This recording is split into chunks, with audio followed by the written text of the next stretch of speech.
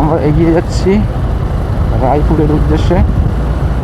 তো যেটা বলছিলাম, আমরা বন্ধুরা অনেক মানে সপ্তাহে প্রায় 3-4 বার এই রাস্তায় আমরা চলে আসতাম। শনি রবিবার তো বাঁধা ছিলই, প্লাস আদার্স যে দিনগুলো ছিল ছুটির দিন, সেইগুলোতেও আমরা চলে আসতাম।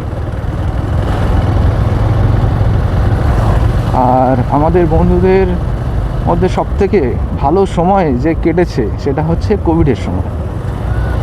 কোভিডের সময় সব বন্ধুরা এক জায়গায়, বাইরে তো বেরোতে পারতাম না, অনেকের ঘরে গিয়ে আড্ডা, আমার ঘরে কিছু কিছু আড্ডা দিতাম। আর কোভিডটা হালকা একটু কম হতে আমরা গিয়েছিলাম বিভিন্ন জায়গায়, যেমন রায়পুর আছে, ফলতা আছে, নয়নান আছে। আর ফার্স্ট যে কোভিডটা কাটার পরে কিছু রেস্ট্রিকশান করে যে গাড়ি চালাতে দিত, সেই সময় একটা দুর্গা পুজো পড়েছিল। তো সেই দুর্গা পুজোয় আমরা বন্ধুরা সবাই কলকাতায় ঘুরতে গিয়েছিলাম, যখন মানে বাইক অতটাও ভিড় ছিল না। এখন যেরকম কলকাতায় গেলে বাইকের 6 লাখ দেখতে পাবো, তো তখন অতটা ভিড় ছিল না। আর আমার ওই ফার্স্ট টাইম কলকাতায় ঘোরা বন্ধুদের সাথে কলকাতায়। তো আমরা এখন ক্রস করে যাচ্ছি, জানি না এখানে একটা এই টাওয়ার মতো আছে। তো এই জায়গাটার নাম কি, যদি তোমরা কেউ জানো তো আমাকে অবশ্যই জানাবে।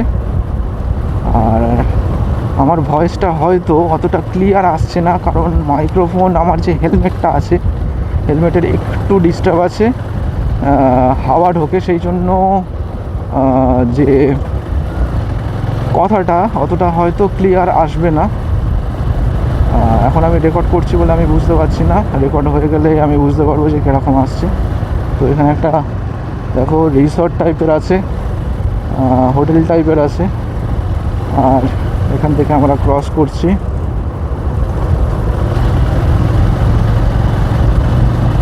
বনভোজন, এইখানে অনেক পিকনিক স্পট পেয়ে যাবে তোমরা শীতকালে বা যে কোনো টাইমে।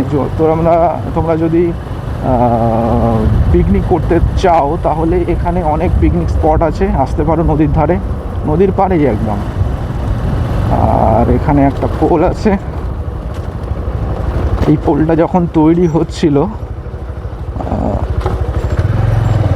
তখন আমরা এসেছিলাম। আর এই জায়গাটার নাম হচ্ছে বটতলার পোল। আর এখানে দুর্গাপুজো হয়, খুব দারুণ দুর্গাপুজো হয়। তো দুর্গাপুজো যদি দেখতে চাও এখানে আসবে। আর এখান থেকে এই যে রাস্তাটা নেমে গেছে সোজা, এই রাস্তাটার ডান দিক থেকে চলে যাবে, তোমরা গেলে দেখতে পাবে দুর্গাপুজোর ভালো থিম করে এখানে আশেপাশের মধ্যে। তো আমরাও দেখতে আসি, এখানেও একটা পোল আছে। তো এই জায়গার ভিউটাও দারুণ, তোমরা এখানে আসতে পারো।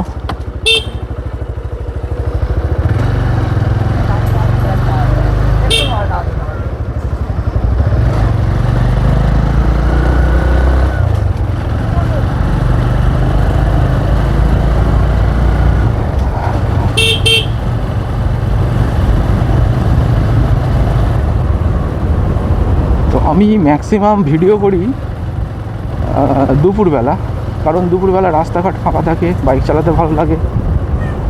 বেশি গ্যাঞ্জামে আমি বাইক চালাই না তেমন একটা, যখন প্রয়োজন পড়ে যেতে হয়। মাধাইপুর জায়গাটার নাম।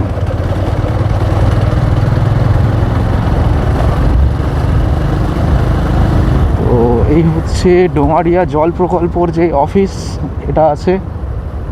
আর এখান থেকে জল প্রকল্পের যে জলটা সম্ভবত, আমি জানি না ঠিক, এখান থেকে হয়তো যায়। আর রাস্তা আছে এখান থেকে এই অফিস। আর একটু গেলেই আমরা পেয়ে যাব রায়পুরের মেলার মাঠ।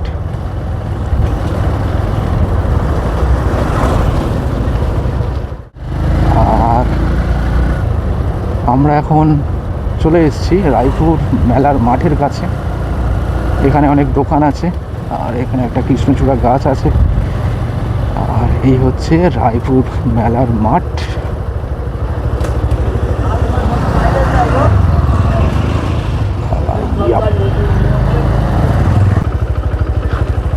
এই হচ্ছে রায়পুর মেলার মাঠ।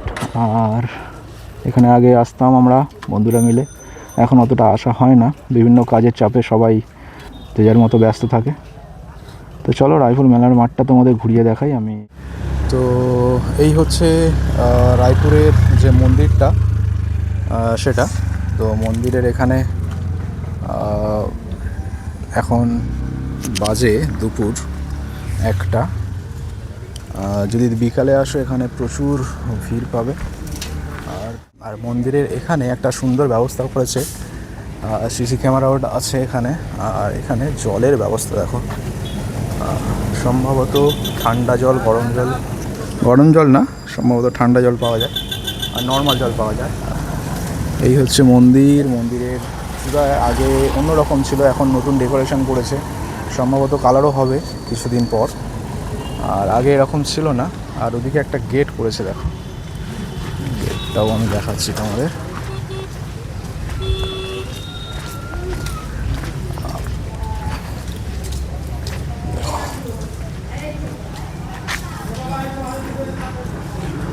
আর এর ভিতরে কি কি ঠাকুর আছে সেটাও তোমাদের দেখাবো।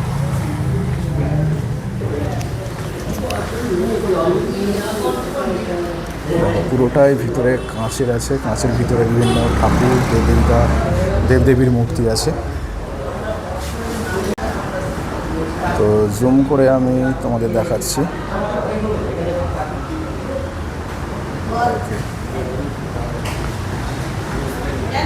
আর এখানে ধূপ মোমবাতি জ্বালা হয়। এখানে শিবলিঙ্গ আছে।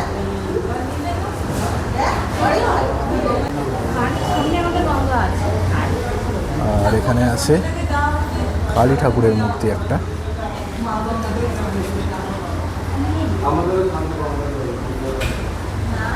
আর এর ঠিক পাশেই আছে Hooghly river side, Hooghly river.